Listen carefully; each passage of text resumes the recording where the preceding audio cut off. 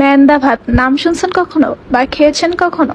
আসসালামু আলাইকুম এভরিওয়ান, আমি জ্যোতি। আজকে আপনাদের সাথে এমন একটা রেসিপি শেয়ার করব, এই রেসিপিটা হয়তো আপনারা কখনো নামও শোনেননি। এই রেসিপি বানানোর জন্য প্রথমেই লাগবে গরুর মাংস, এরপর দেবো পেঁয়াজের কুচি, তেজপাতা, লবঙ্গ, গরম মশলা বাটা, মরিচের গুঁড়ো, হলুদের গুঁড়ো, লবণের গুঁড়ো, জিরার গুঁড়ো, আদা বাটা, তারপরে তেল দিয়ে ভালোভাবে মিশিয়ে নিতে হবে। আপনারা যতটুকু পরিমাণে ঝাল খান, লবণ খান, ওই পরিমাণ অনুযায়ী দিবেন। হাত দিয়ে ভালো করে মাংসগুলো মাখিয়ে নিতে হবে। মাংসগুলো ভালো করে মাখানো হয়ে গেলে এখানে পরিমাণ মতো পানি দিয়ে দিব। যতটুকু পরিমাণ পানি লাগবে মাংসটা সিদ্ধ হতে ঠিক ততটুকু পরিমাণ পানি এখানে দিয়ে দিব।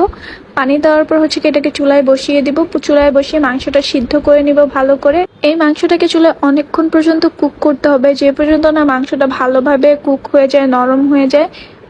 মাঝে মাঝে আবার নেড়ে দিতে হবে যেন মাংসটা পাতিলের তলায় লেগে না যায়। ম্যান্দা ভাতটি হচ্ছে টাঙ্গাইলের ঐতিহ্যবাহী একটি খাবার। মানুষ মারা গেলে বা কোনো বিয়ের অনুষ্ঠানে, আবার অনেকে শখ করেও বাসায় রান্না করে থাকে।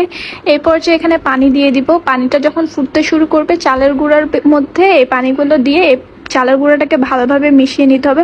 অবশ্যই এই পানিটিতে মিশিয়ে নেওয়াই ভালো। আপনারা চাইলে গরম পানি করে মিশিয়ে নিতে পারবেন। আমরা বেসন ঠিক যেভাবে গোলাই এটাকেও ঠিক সেভাবে গোলাতে হবে। আস্তে আস্তে ভালো করে গোলাতে হবে, না হলে দলা পেকে যেতে পারে।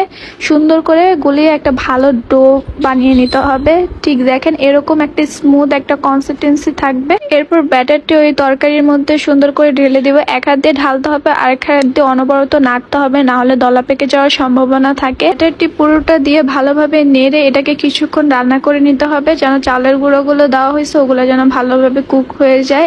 এরপর হচ্ছে কি একটা প্যানের মধ্যে তেল গরম করে এর মধ্যে জিরা, পেঁয়াজ কুচি, রসুন কুচি, তেজপাতা দিয়ে ভালোভাবে ভেজে নিতে হবে লাল লাল করে। লাল লাল করে ভাজা হয়ে গেলে ওই ম্যান্দাটা যে আমরা রান্না করে রাখছিলাম ওইটার ভেতরে এটা দিয়ে দিব। দিয়ে ভালোভাবে নেড়ে চেড়ে হচ্ছে কি আমাদের রান্নাটা তাহলে কমপ্লিট হয়ে যাবে।